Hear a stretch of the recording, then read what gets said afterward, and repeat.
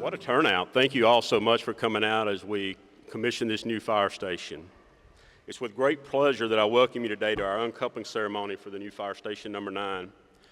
While this station serves as a replacement for the previous Station 9 located just down the road, but before we can talk about the new station, I want to reflect on our previous facilities. We need to talk about who and what came before us. Like many of the original stations in the early days of the fire department, the station construction was very much a community effort, every step of the way. For both the original building located near 6 Mile Creek and its replacement that we've used up until now, most everything was given to the volunteer fire department. Land was donated, fundraisers were held, time and labor were put in free of charge. All of this so that the residents of this area could get help when they needed it the most. Back then, volunteer firefighters manned the stations on weekends primarily, but rarely overnight. The station that you've seen as you drive along 369 all these years was never built to accommodate full-time staffing of a modern-day fire department. You know, we staff 24 hours a day, 365 days a year. So when the time came to give our crews a new facility capable of handling the demands of a modern fire department and growing community, we traded in our poor traffic conditions, cramped spaces, utility deficiencies for this beautiful, spacious 12,500 square foot station that will meet our needs for the next 50 years or more. And while we look forward to using this building, there are still things that it can't replace. The calls that were served, the lives that were saved, the families that grew up in the old volunteer station, and nothing can replace the memories of an old station and the ones that have served there before us. With this new station, we take the courage, hard work, dedication, and everything else that it took to serve before us and bring it forward into the modern age. Our goal is to be a sign of support and service to this area as each one of you pass by. A sign of strength for every call that comes in. The department could not be where it is today without the backing, encouragement of the neighborhood, the unwavering support of the Board of Commissioners and county staff, county administration. We just couldn't do it without all of you. And from all of us at the Forsyth County Fire Department, thank you for the opportunity to serve you. Before I turn it over to County Manager David McKee, there's a few more people we need to thank. Our capital projects team for all of their hard work and effort in making sure that this thing came off without a hitch. Crofton Associates, Kevin Price Construction, and all of the hard-working staff at the Forsyth County Fire Department that worked diligently to bring this thing to fruition. Thank you all very much. Now I'd like to invite County Manager David McKee.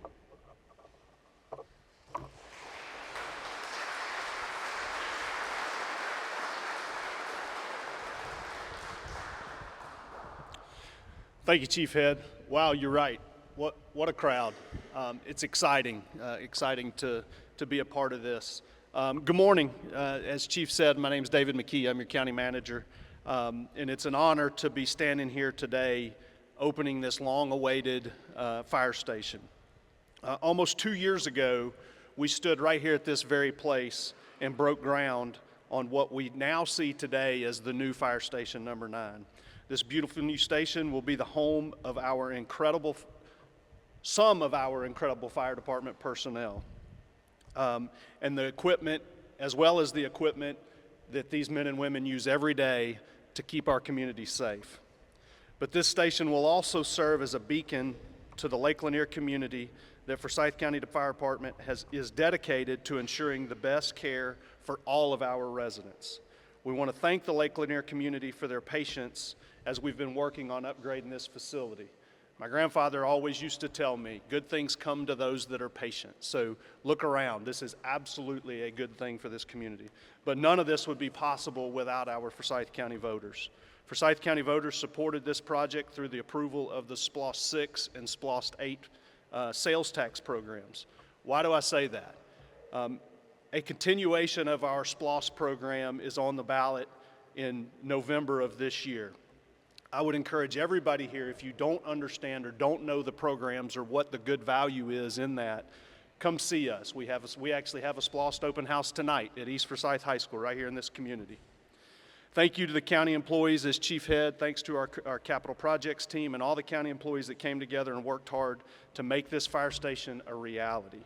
I also want to thank the general contractor, Kevin Price, as Chief said as well, the architect, Croft and Associates. But most of all, I want to express my gratitude to our fire department personnel and Chief Head. Chief Head, your continued leadership and commitment to our community and our staff is very much appreciated. To the fire personnel, your courage, dedication, and professionalism definitely does not go unnoticed. As I travel around the state, as I go to different places, it absolutely does not go unnoticed when I talk to my peers and they are jealous of the personnel that we have here. I'm excited to see the benefit this station brings to Forsyth County, and I'm proud of everyone who has been involved in this project. Congratulations to all that have had a hand in this facility. You have done an excellent job, and congratulations to the personnel that are going to be here.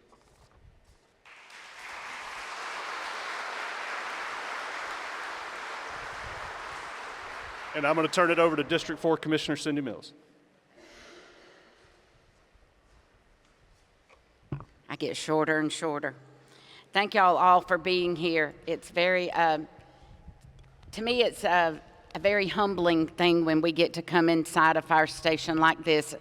Growing up here, we had volunteer fire department, and those people were very dedicated and committed, but they did not have the resources.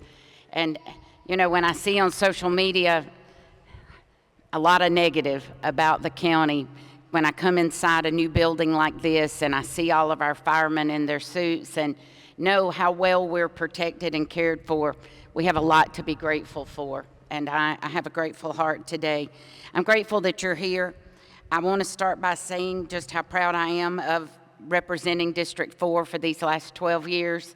It's something that's been near and dear to my heart. I will be going on to hopefully more fun times ahead come January 1, but I have appreciated each and everything. This is my third fire station that I've been able to be a part of the uncoupling ceremony, so I'm very grateful to get to be a part of that.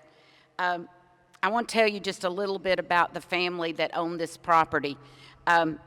If y'all will, the Anderson family, if y'all will raise your hands, I don't want to make you have to stand back up.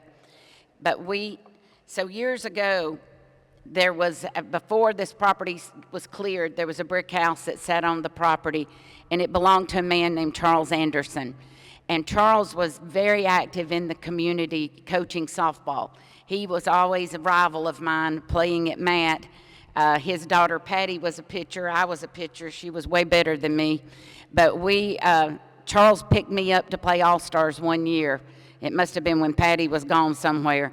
And then we were able to play against each other. And Charles was always this is my memory of him, a really tall man, but he was a gentle giant. He was a very kind person that always wanted to help those in need and always cared about the community. And I think that's really what this fire station is. It's the people in it. I'm proud of the walls that hold our fire department, but I'm even prouder of the men that wear the uniform, because it's you guys that really make it happen. I asked Chief Shivers and Chief Head before I got up here how many calls this area does a month that is in a year that's nothing about putting out a fire. See, lots of times people think about our fire department and they think that our firemen put out fires and that's it. And that is not it. They do a whole lot of saving lives. They do a whole lot. When my mother was alive, she would sneak and call. She didn't want me to know, but she'd call the fire department when she fell because she didn't want us to know she had fallen. They do a lot of giving a helping hand to other people out in the community. 40 calls a month from this station are those type of calls. They're the ones that get called in the community to come help those that have fallen, to help those that are having a diabetic reaction, those emergency calls that people don't necessarily think about our fire department doing. That's 480 calls a year for this station alone, but it's almost 17,100 countywide. Each of those calls could represent saving a life, changing a life, impacting lives. seeing needs that are around them that they're able to help and just be such a wonderful face for the community. And I just am very proud to be a part of the county in a small way that has been able to support our fire department, that recognizes all the wonderful things that they do, that recognizes how much they do and what a face that they are. So I want to tie it back to the Anderson family, and it makes me proud that the property this is located on was represented by a man, and Nancy called me, I don't know, 7 years ago, 10 years ago, and said we would like for our property to be bought for a fire station. And it was, and it's just taken this long to come to fruition. But it will be such a beacon of hope and a beacon of light. And I'm just thankful for the Anderson family, and I'm thankful for all of our fire personnel and what you do for our community. Thank you for letting me be here today.